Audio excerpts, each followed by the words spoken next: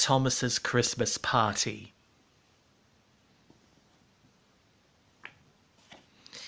Mrs. Kyndley lives in a cottage by the railway. Mrs. Kyndley loves trains and waves when they go by.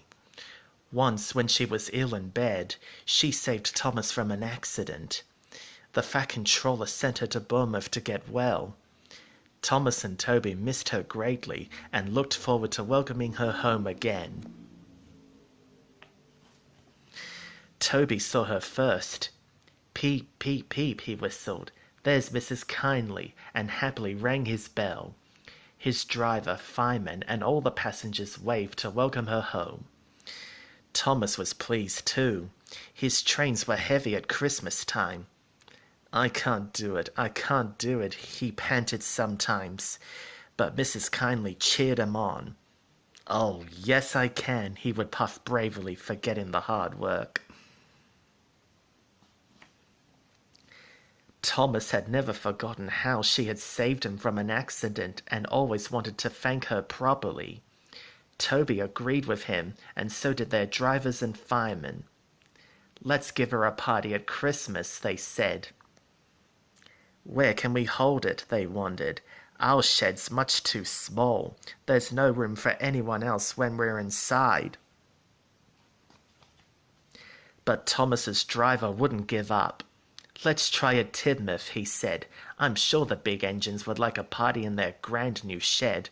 We'll ask when we go there tonight." The big engines were delighted, and so were their drivers and firemen. "We'd like that," they said. "A party will be fun. We'll ask the Fat Controller tomorrow."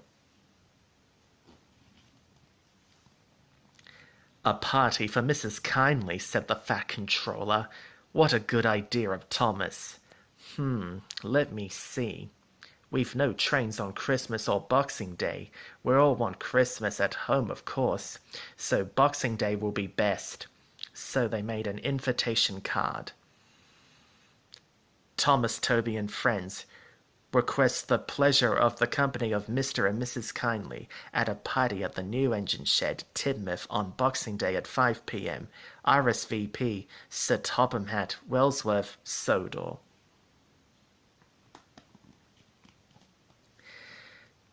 Thomas and Toby were with the big engines in Tidmouth shed for Christmas, while Annie, Clarabelle, and Henrietta joined the other coaches in theirs. They were looking forward to the party, and were so warm and snug that they had quite forgotten the weather outside until the Fat Controller came bursting in. "The weather's changed," he called out. "It's snowing hard at Farquhar. Mr. and Mrs. Kyndley are cut off. We'll need snowplows to fetch them tomorrow." "What about it, Thomas?" asked the Fat Controller. He knew that Thomas hated snow. Thomas said bravely, "I'll try, sir. We must rescue them, we must." "Can I help, sir?" asked Toby. "That's a good engine," smiled the Fat Controller. "You two will manage splendidly."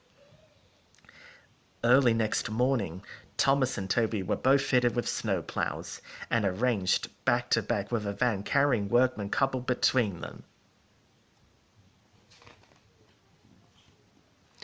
They charged the snowdrifts fiercely. Sometimes they swept the snow aside, sometimes they stuck fast. When they stuck, they drew back so that men from the van could loosen the hard-packed snow. Then on they went again. It was hard and tiring work for everybody. But at the cutting near the cottage, they can go no further. "Look at that!" exclaimed Thomas's fireman. "Peep, peep, peep, here we are," whistled Thomas. The snow was so deep round the house that the answer came from an upstairs window. "Toot, toot, toot, so are we," came from behind the cottage. "That's Terence," said Thomas excitedly. "He's come to help too." Sure enough, Terence also had a snowplow and was working hard to clear the road. The two parties met to make a plan.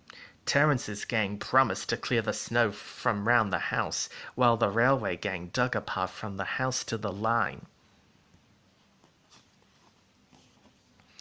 Meanwhile at Tidmouth, Henrietta was being swept, dusted, and decorated as never before. She felt very proud of herself, and when she was ready, Percy, who had also been given a snowplough, took her to Elsbridge to wait for Thomas and Toby. Presently Thomas and Toby arrived. They had a good rest and a clean-up, and then scampered up the line with Henrietta to fetch Mr. and Mrs. Kyndley, while Percy took the workmen back to Tidmouth in their van. It was dark when they finally reached Tidmouth. The shed doors were shut, there was dead silence, and no one was about. Peep, pip, peep, peep, they whistled despairingly. Where is everybody? Suddenly, a chorus of whistles and cheers came from the shed. Lights in the yard flashed on, and the shed doors slowly opened. Merry Christmas hung in coloured lights inside. Sir Topham and Lady Hat welcomed Mr. and Mrs. Kyndley, and everyone gave them 3 cheers. Mrs. Kyndley asked at once to see the engines. "We're honoured," said Gordon, Henry, and Edward. Then Mrs. Kyndley especially thanked the smaller engines. "Thomas and Toby are old friends," she said, "and now, Percy, you are my friend too." Percy was so pleased he bubbled over. 3 cheers for Mrs. Kyndley," he called. "Peep, peep, peep," they all whistled. The Fat Controller held his ears, but everyone else laughed and joined in. Meanwhile, the Christmas tree had been rolled into position, ready for the carol singing to begin. They sung all their old favourites till their voices gave out. Then they were refreshed with hot coffee and mince pies. Then they pulled crackers and played games and had a perfectly splendid time till, all too soon, it was time for the party to end. "Ladies, gentlemen, and engines," boomed the Fat Controller, "we are here to honour a gracious lady who last Christmas did our railway a great service. We all hope, Mrs. Kyndley, that you will accept this free travel pass over our railway. May you have long life and good health to enjoy it." Cheers followed, and to the strains of "For She's a Jolly Good Fellow," punctured by whistles. Sir Topham and Lady Hat took Mr. and Mrs. Kyndley away to stay with them at Wellsworth till the weather improved. The last guest left, and the doors of the shed were closed. "What a lovely party," said Edward. "Thank you, Thomas, Toby, and Percy." "And so say all of us," hummed Gordon. But no one finished the song. Tired and happy, they were all fast asleep.